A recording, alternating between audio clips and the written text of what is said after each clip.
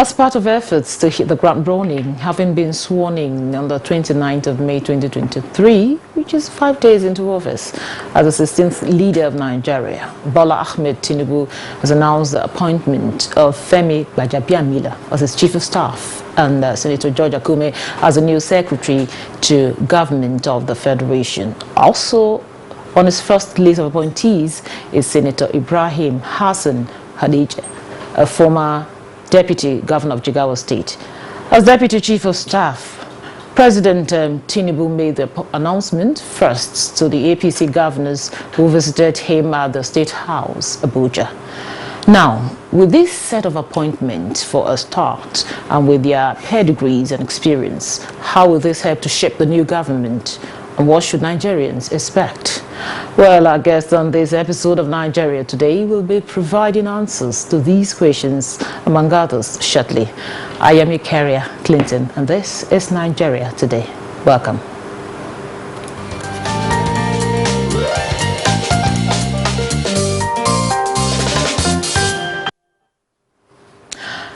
Joining me on the program in our studio is Ahmed Sajo, former Commissioner of Information and Strategy, Adamawa State. Welcome to Nigeria Today. Yeah, thank you very much. It's a pleasure having you. And it's a good thing we are discussing a very important occurrence in our nation's history. Yeah, so you heard the introduction and of course the names of the persons. Of course you are aware of the appointment. Yeah. So how do you see the appointment of these gentlemen?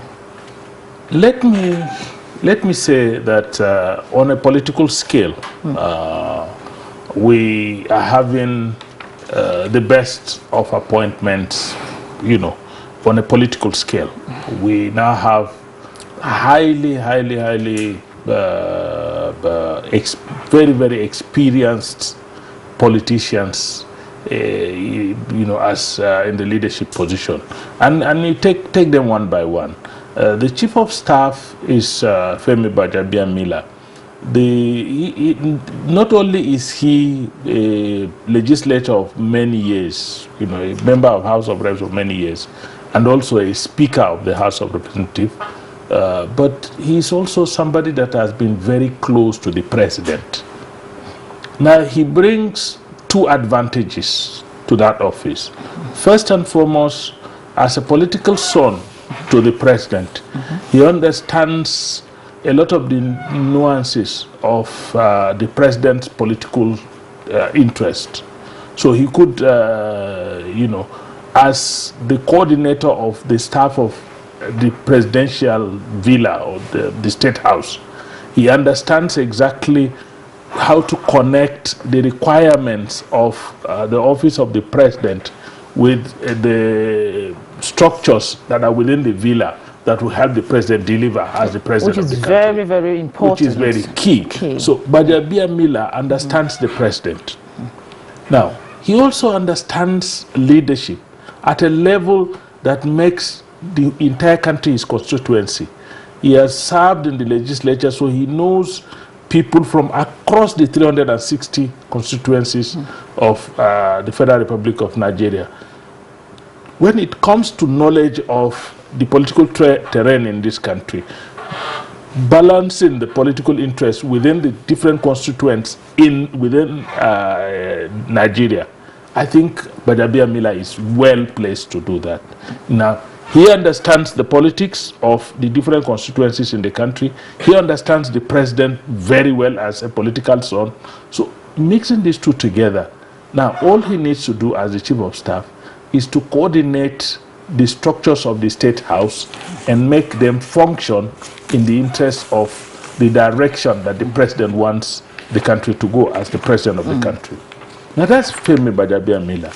Now if you look at the deputy chief of staff, Senator Hassan Hadija was a deputy governor in Jigawa, and then at the time he was deputy governor in Jigawa, Kashim was governor in Borno. Then he came to the Senate. They're almost sitting as neighbors in the Senate. They've jailed very well. They understand each other very well. So as deputy chief of staff to the president, who will be posted to the office of the vice president, he fits the bill very well. It will make activities in the office of the vice president very easy and seamless. Because you understand each other. Because they understand each other. Okay. And don't forget, now the secretary to the government of the federation, Senator George Akume, it's also another very strong political warhorse. He started from a local government chairman and rose through the ranks to become a two-term governor of Benue State. He moved from being a governor to the Senate of the Federal Republic of Nigeria. And from the Senate, he moved on to the Federal Executive Council as a minister of special duties and intergovernmental affairs, meaning issues that have to do with relationship between different arms of government and different tiers of government. Akume understands them because that was his last tour of duty. Yeah, intergovernmental affairs means that if there are issues that connect two arms, 2 or 3 branches of departments of government, so as to work together in synergy. After all, government departments are not supposed to work in silos, they're supposed to work in synergy. His was to support that process by providing the impetus for the different departments of government to work together. But because it is intergovernmental, it then means that, again, it is up to his office to know what is happening with the subnational entities. What is the relationship between government departments and the state governments? It's also part of the activities of intergovernmental affairs. Then what is the relationship between the federal government and the local governments, the municipal authorities? So all of these things, Akume has been holding forth on those positions, you know, as a minister of the Federal Republic of Nigeria. So here is a man that is experienced in local government administration, experienced in state government administration, experienced in the at the highest level of the legislature, experienced at the highest level of the state executive, the federal cabinet, and experienced in creating synergy between different arms and different tiers of government.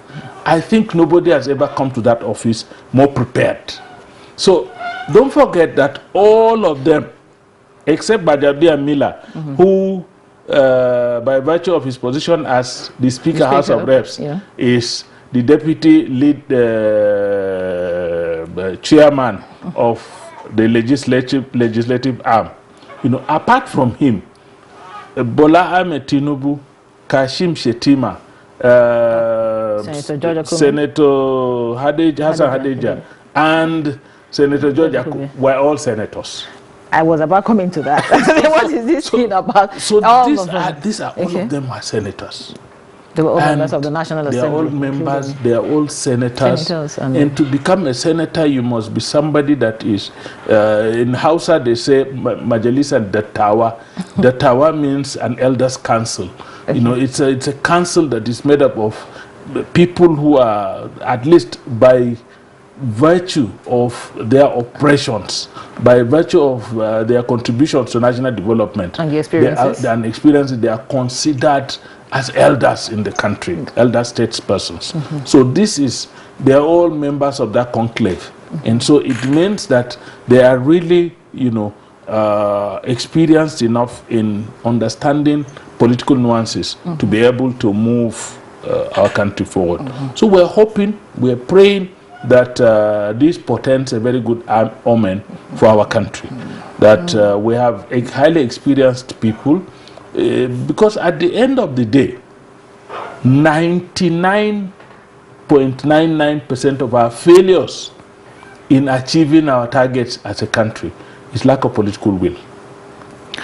Okay, from what you've said so far, it's obvious that the appointment is kind of putting a round peg in a round hole.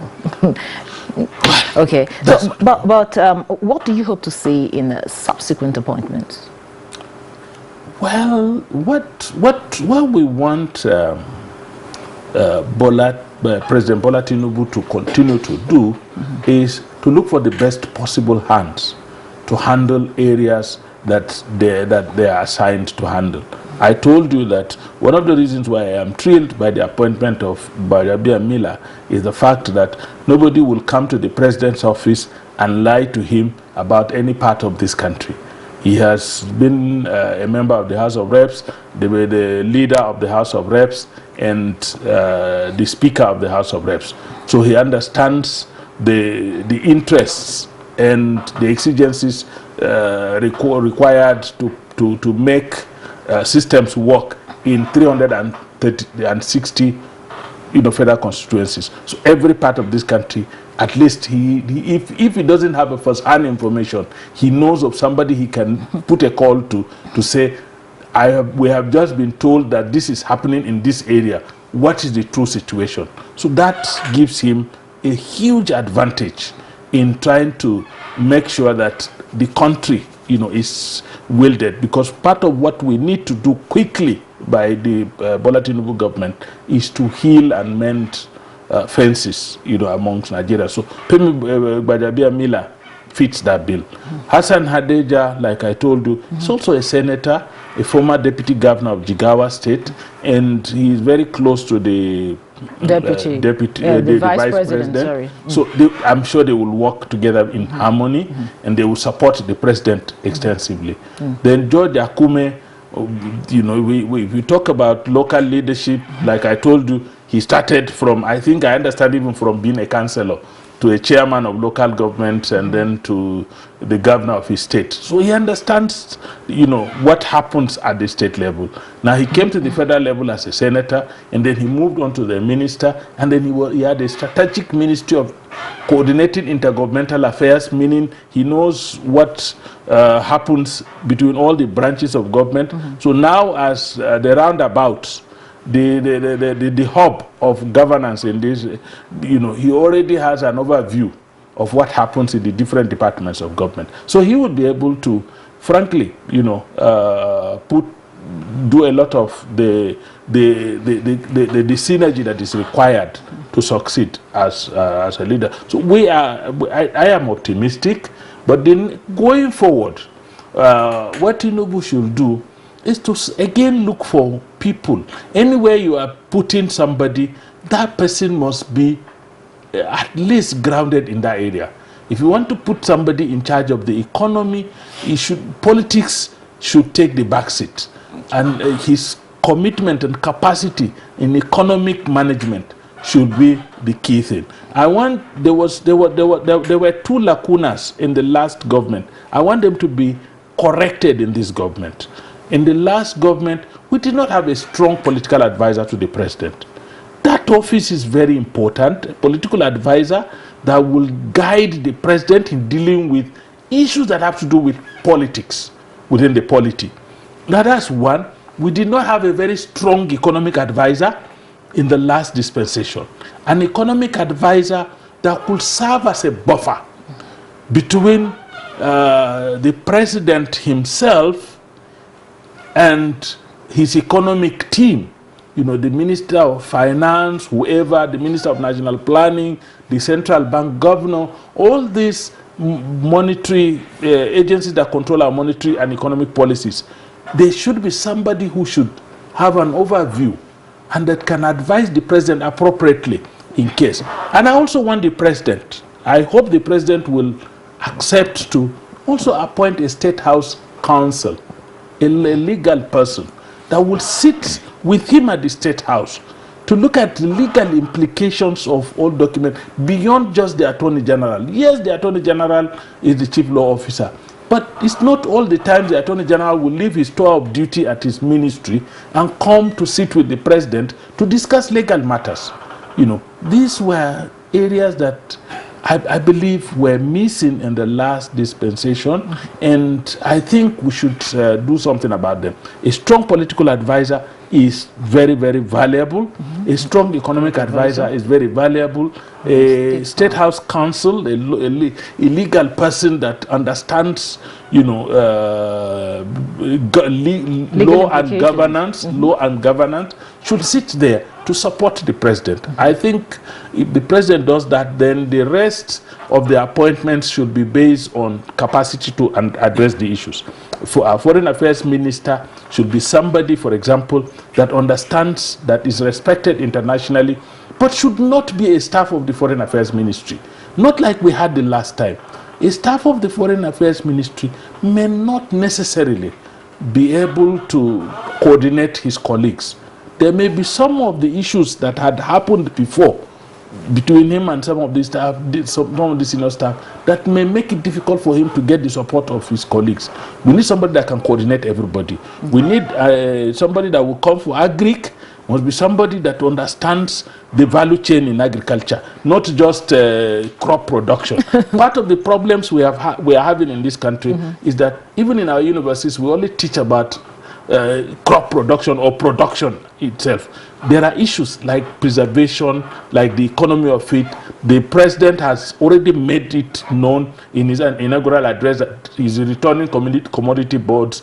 That means that the agricultural value chain now must have an overseer that understands from planting to processing, so that we can have, we need all these areas, needs people that understand these areas so that we can quickly leapfrog our development process. Thank you very much, Sergio. So we'll pause here for a break. The discussion continues. Please don't go away.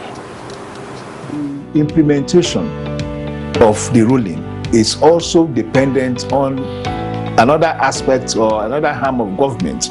Nowhere in the world will allow, under digital economy, for banks not to be dispensing domestic currency in that economy. What will make this one different? We want to know what they do as occupation. All of these are attributes that our questions have been designed to investigate. In a few days to come, you see that we are all around their own crannies and everywhere in Nigeria, telling people to cooperate. Welcome to Nigeria Today.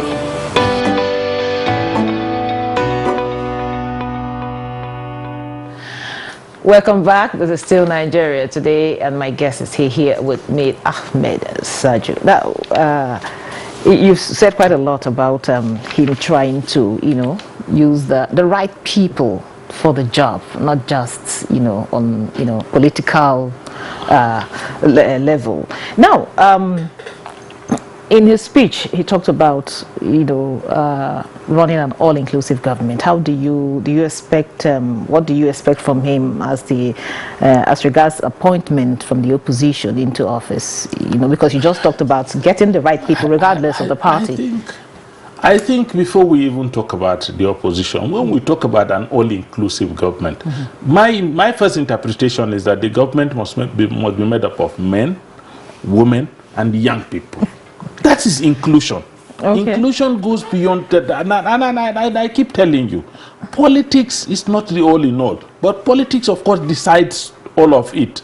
But then, yes, an inclusive government that brings in people from the opposition that are willing to come and serve Nigeria, but they must accept that they will serve Nigeria under a vision of a president called Asiwaju Bola Ahmed Tinubu. The vision, the people of Nigeria, were sold a manifesto called Renewed Hope. It is that renewed hope that Nigerians accepted and voted for Bola Ahmed Tinubu. So anybody that is coming into the government, wherever he comes from, must accept that he is willing and ready to key his own ideas and visions into the ideas and visions of the president that we Nigerians elected. So inclusion in this sense is that everybody must accept, that Bola Ahmed Tinubu is the president. This is his vision. For example, he has already made 2 key decisions that are germane to the progress of this country, whether people like it, whether it is bringing hardship or is not bringing hardship. The truth is that this country has been bleeding through a criminal scam called the fuel subsidy, which must end. There is a second scam, the dual exchange rate of now you collect dollars at 461 and you go and sell it at 760 in the black market. That too has to end. And the president said, look, I'm committed to this. So anybody that is coming in must be committed to some of these policies. If he is not committed to these policies, like I told you, he said he is returning commodity boards. Anybody that feels that that there is no need for commodity boards in Nigeria should not have any business coming into the government, whether he comes from APC or he comes from another party. But inclusion for me is that on that table where decisions are taken, where decisions are taken, there should be men, there should be women, and there should be young people. It doesn't matter the party? It doesn't matter the party. Okay. We're talking about young people whose future we are determining now. At least their representatives must sit on table to tell us how they feel about what we're doing. These young people have proven beyond reasonable doubt that they can achieve. If you go to areas like entertainment, if you go to areas like ICT, young people are performing wonders. They are receiving awards all over the world. By what magic? No, by the fact that they are committed. So we need more young people on table. We need women. No matter how skillful, no matter how much I want to legislate, or as an executive I want to talk to the president about life, I cannot describe the birth pangs that leads to a woman giving birth to a child.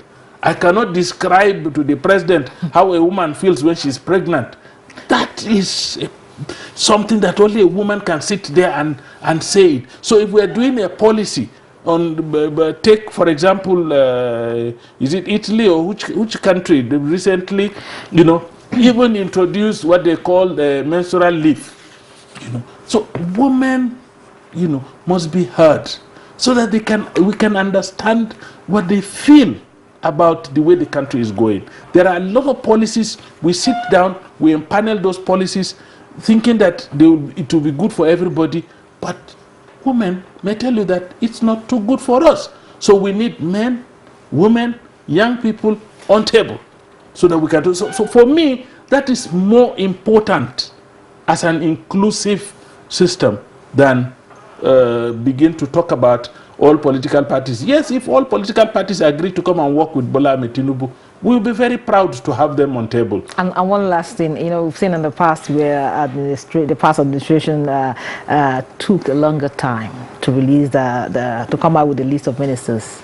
So do you see this happening? No, it won't happen. Because number one, it will not even happen because the constitution has been amended. Oh. The president has a maximum of 2 months to put up a cabinet.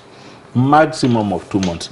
And let me also tell you that Bola Ahmed Tinubu is a hardcore politician. He knows everybody in this country. He has contributed to the political fortune of so many people in this country. It's not like he's not meeting most of these political actors for the first time. I tell you, anybody that is somebody in politics in this country will tell you that, look, I have had dealings with Bola Ahmed Tinubu at one time or the other. The person that gave him the title that everybody now uses, the Jagaban, was a political friend he met in the Senate, who became Emir of Borgu and gave him the Jagaban. So I'm just trying to make you understand. They were in different parties. Anyway, they were not in the same parties. So he's somebody that knows everybody. It won't take long for him to put up a cabinet, but we want a cabinet that is made up of people that have the capacity to deliver. Bola Ahmed Tinubu is also going to put, let me use Nigerian palace. The man go chook eye for inside waiting everybody when you appoint they do. I don't talk that one. Which is what we want. Exactly. He go chook eye. No be like person where go sit down. They look at no. Bola Ahmed Tinubu go chook eye for the thing where they do. Yes. If you do right, he go detain you. If you don't do right, ask people who work for him with him for Lagos. Yeah, they go tell you. So anybody that gets appointment should be very firm and careful. Firm and up and doing. Yes. So well, that's just about it on Nigeria today. We want to thank our guest for sharing his thoughts with us, Ahmed Saju, former Commissioner of Information and Strategy at Adamawa State. Thank you very much. Thank you. My pleasure always. And to our viewers, thank you so much for always being a part of this. Remember, the program Nigeria Today air weekdays at 7:30 p.m. on NTA News 24. You can also watch this and other episodes on www.youtube.com/NTA News 24 hub. I am Eukaria Clinton. Do have a lovely weekend. Goodbye.